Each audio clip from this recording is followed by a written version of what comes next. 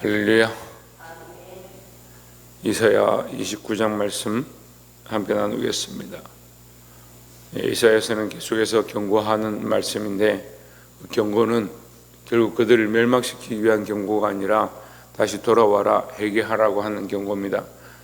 다시 말해서 경고하며 회개를 촉구하는 것은 그들에게 기회를 주시는 것이고, 그래서 경고는 결국 하나님의 은혜며 하나님의 사랑의 표현이다라는 겁니다.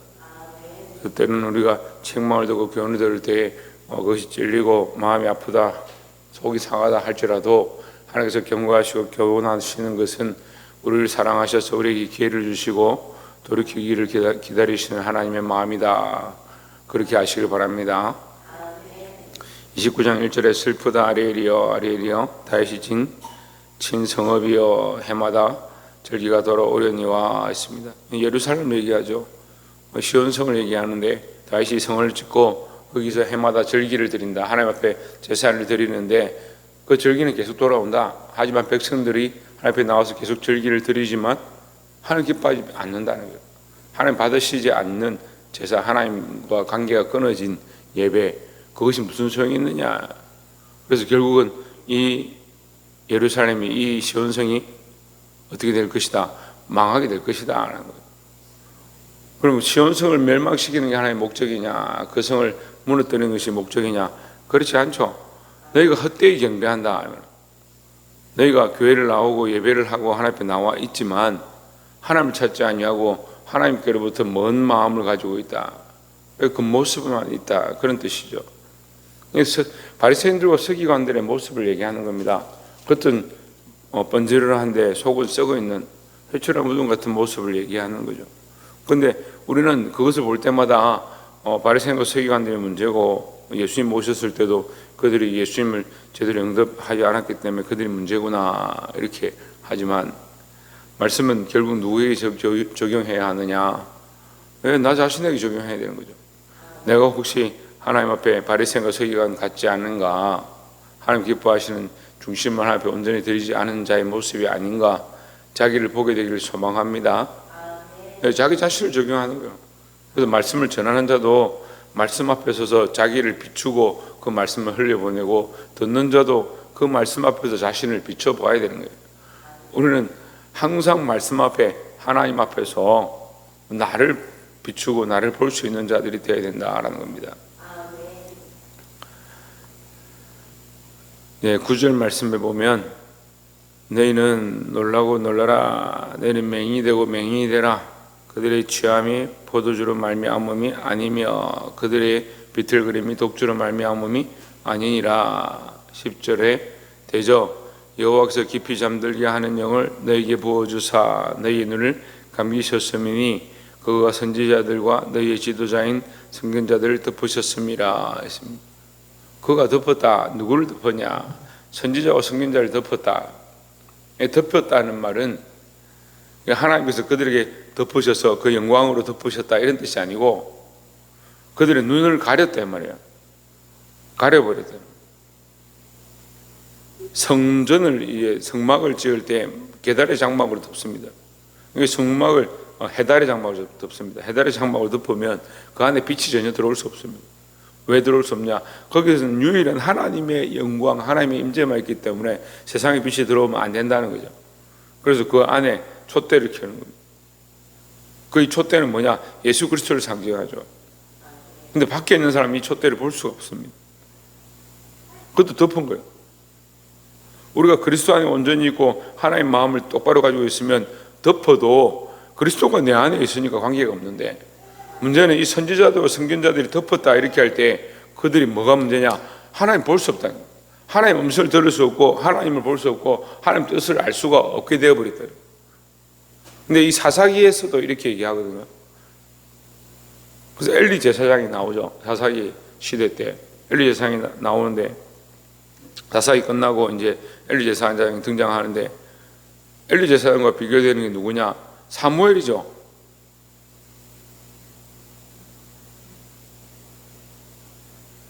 하나님께서 말씀을 하시는데 엘리는 듣지 못하는 겁니다. 그럼 뭐라 합니까? 그가 부르시거든 주여 내가 여기 있나이다 말씀하옵소서 이렇게 하라고 얘기하는 거예요. 그가 부르거든. 그럼 엘리 제사장은 뭐 해야 되냐? 그가 이미 듣고 사무엘에게 가르쳐 주든지 하나님의 음성을 알고 있다 하든지 하나님께서 이렇게 인도하실 거다 하든지 그렇게 해야 되는데 자기는 못 듣는 겁니다. 만약에 다시 말하거든 그가 주의 음성인 줄 알고 이렇게 하라는 거죠. 뭡니까? 잃어버렸다는 거예요. 하나님의 음성을 잃어버렸다는 거예요. 사사시대 때 하나님께서 그들에게 어림과 둔밈으로도 말씀하지 아니하고 하나님의 음성이 희미해져 갔다. 하나님의 음성이 희미해지는 것이 아니고 이 백성이 자기 사랑과 자기 속에는 어른대로 살아가는 그 삶으로 인해서 하나님의 음성을 잃어버리고 아버지의 뜻을 잃어버리고 말씀을 잃어버리고 그 희미해져 가는 거죠. 하나님께서 이 선견자들을 덮으셨습니다. 뭘 덮었냐? 그들의 눈을 가렸다 이 말이에요. 지금 딱 오늘 이 시대와 같은 거예요. 하나님 팔이 짧아 구원치 못함이 아니라 하셨거든요. 하나님 팔이 짧은 게 아니고 누가 짧은 거예요? 우리가 짧은 거예요. 왜 짧으냐? 자기를 사랑하니까, 자기밖에 없으니까 듣고 싶어 하지 않는 거예요. 아유 목사님 우리가 왜 하나님의 음성을 듣고 싶지 않습니까? 하나님의 음성을 듣고 싶어 하는 것처럼 선지자도 세우고 선견자도 다 세우죠. 하나님 앞에 나와서 듣고 싶고 예배하고 싶고 절기를 따라서 예루살렘에 올라오죠. 그렇게 말하고 있지만 하나님 왜 덮으셨느냐? 뒤에 말씀하세요. 11절에 그러므로 모든 계시가 너에게는 봉안책의 말처럼 되었으니 그것을 아는 자에게 주며 이르기를 그들에게 청하노니 이를 읽으라 하면 그가 대답하기를 그것이 본권이었으니 나는 못 읽겠노라 할 것이요. 나는 모르겠다. 하나님 무슨 말씀하시는지 우리에게 무슨 책을 주셔서 이게 도대체 무슨 뜻인지 나는 모르겠다. 심지어는 12절에 또 그 책을 글 모르는 자에게 주어 이르기를 그대에게 청하노니 이를 읽으라 하면 그가 대답하기를 나는 글을 모른다 할 것이니라. 심지어 글을 모르는 자에게 들고 가는 예수 모르는 사람 세상 사람들에게 들고 가서 물어본다.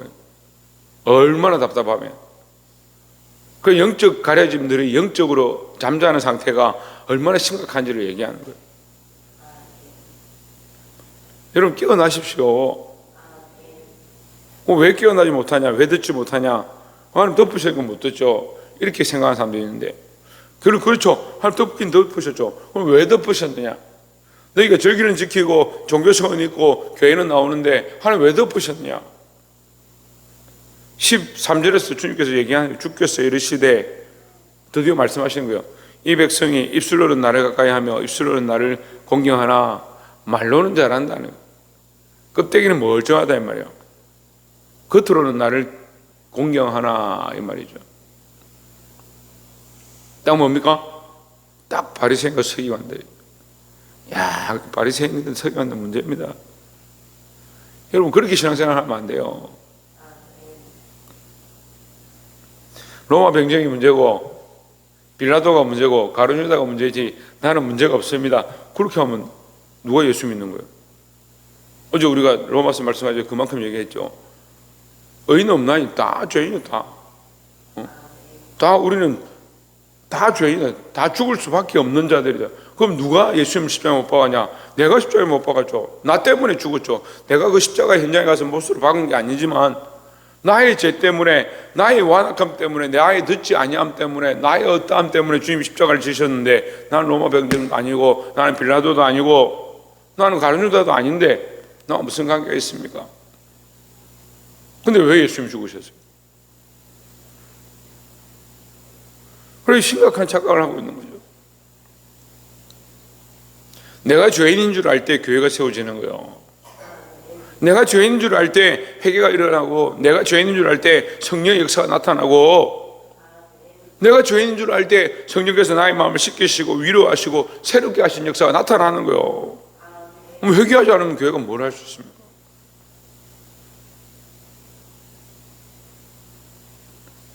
그러니까 이게 종교화되어 간다는 거예요.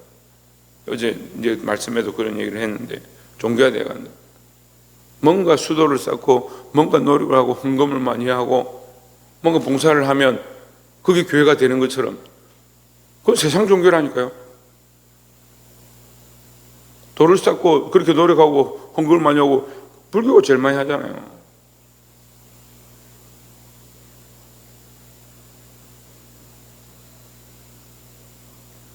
교회가 세상 종교가 돼가면 안 돼요. 이 백성이 입술은 나를 가까이 하며 입술은 나를 공경하나 그들의 마음은 내게서 멀리 떠났나니.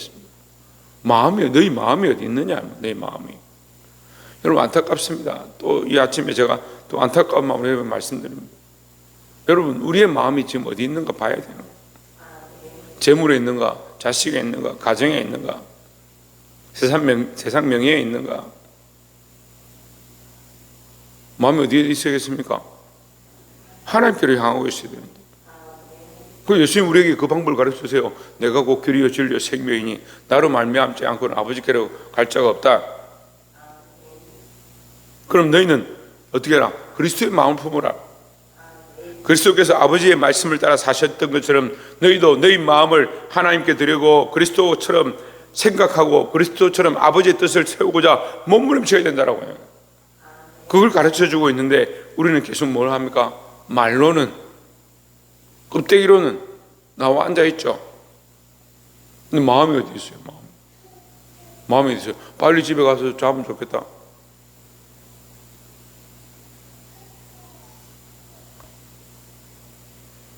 내가 하고 싶은 게 많은데 오늘 이 마음이 하나님을 향하기를 소망합니다. 사실 이사야서는 하나님의 사랑인데 여기 뭐가 있냐? 하나님의 통곡이 있는 거예요. 하나님 눈물이 있어요. 이 백성에게 아무리 말하고 채찍을 들고 아수르를 보내고 애굽을 보내고 바벨론을 보내도 그들이 돌이키지 않는다. 그 하나님 안타까움이 있는 거예요. 이 백성이 입술은 나를 가까이 하며 입술은 나를 공경하나. 하나님 나 섬긴다, 하나님 믿는다라고 얼마나 떠벌고 다녔는지. 입술은 공경하나 그들의 마음은 내게서 멀리 떠났나니. 그들이 나를 경외하면 사람의 계명으로 가르침을 받았습니다. 사람의 계명, 율법이 형식으로 교회를 가야 된다, 예배를 드려야 된다, 헌금을 해야 된다, 그렇게는 하긴 해요.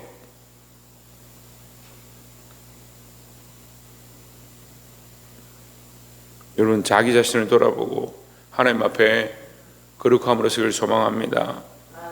14절에 그러므로 내가 이 백성 중에 기이한 일, 곧 기이하고 가장 기이한 일을 다시 행하리니 그들 중에서 지혜자의 지혜가 없어지고 명철자의 총명이 가려지리라 했습니다. 그리고 그 가려진 이유를 위에 지금 선지자와 선견자를 덮은 이유를 지금 여기서 다시 설명하는 거예요. 그들은 마음이 나와 관계가 없는데, 그들은 마음을 하나님께 드리지 않는데 내가 그들에게 하나님의 마음을 깨닫게 하고 하나님의 음성을 준들 무슨 소용이 있겠느냐? 그리고 나는 거치겠다 이런 뜻이죠. 여러분 깨어나 하나님의 마음을 알고 하나님 앞으로 돌아오는 그 마음을 드리는 자들이 되기를 소망합니다. 끝으로 세 번째로 17절에 오래지 아니하며 하여 레바논이 기름진 밭으로 변하지 아니하였으며 하겠으며 기름진 밭이 숲으로 여기지 아니하겠느냐. 18절 그날에 못 듣는 사람이 책의 말을 들을 것이며 어둡고 캄캄한 데서 맹인의 눈이 볼 것이며 했습니다. 오히려 맹인이 보겠다. 맹인이 오히려 레바논이 듣겠다. 무슨 뜻입니까? 너희가 미워하고 싫어하는 이방인들이 오히려 그 말씀을 들을 것이고 맹인들이 보지 못하던 자들이 원래 못 보는 건데 보지 못한 자들이 보게 될 것이다. 그러니까 우리가 종교성을 가지고 계명을 지키고 신앙을 배웠지만 겉으로만 하는 것 하나님 받지 않으신다. 하나님 우리의 마음을 마음으로 믿어 의에 이르고 하나님 우리의 마음을 보시고 우리의 중심을 보시는데 우리 마음을 앞에 온전히 드려야 될 줄 믿습니다. 차라리 그렇게 하지 않으면 맹인이 낫다는 거죠. 17절에 겸손한 자에게 여호와로 말미암아 기쁨이 더하겠고 사람 중 가난한 자가 이스라엘의 거룩하신 이로 말미암아 즐거워하리니 했습니다. 여기 겸손한 자와 가난한 자가 나오죠. 자, 겸손한 자와 가난한 자는 누구냐? 예수 그리스도입니다. 갑자기 예수 그리스도로 하니까 이해가 안 될 수 있는데 그리스도처럼 겸손의 길을 가는 자, 그리스도처럼 가난한 자. 그래서 산상수훈에 시작할 때 심령이 가난한 자라고 해요. 심령이 가난한 자. 심령이 가난한 자는 누구냐? 예수 그리스도예요. 그래, 그걸 무슨 공부를 합니까? 심령이 가난한 자, 도대체 심령이 가난한 게 뭘까? 예수 그리스도를 닮은 게 심령이 가난한 거예요. 예수님이 이 땅의 명예를 바라느냐?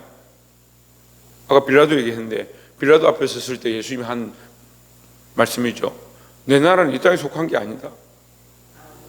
너희는 나를 이 땅의 왕으로, 이 땅의 어떤 복도로, 선동자로 나를 재판하라 하지만 나의 나라는 이 땅에 속한 것이 아니다. 그 나는 이 땅에 가난한 자다. 이 땅에 가진 것이 아무것도 없고 이 땅에 소망을 두지 않는다. 그게 심령이 가난한 자죠. 그런데 우리는 어때요? 가난한데 뭐가 가난하냐? 하나님께 대하여 가난한 거예요. 하나님을 향한 마음이 우리의 심령이 이렇게 있으면요, 심령이 가난한 거 간단하게 설명할게요. 마음이 이렇게 있으면 그리스도는 나의 양식은 아버지의 뜻을 이루는 것이다. 이 심령이 어떠냐? 하나님을 위한 마음으로 가득한데, 우리는 마음이 이렇게 있으면 하나님을 위한 마음은 어디 구석에 찾아보기 힘들고 뭐가 가득합니까? 세상을 위한 마음, 얼마나 삶이 분주한지요. 기도할 것들이 너무 많은 거예요. 여러분, 말씀을 이해하기 어려울 수도 있는데 기도할 것들이 많다.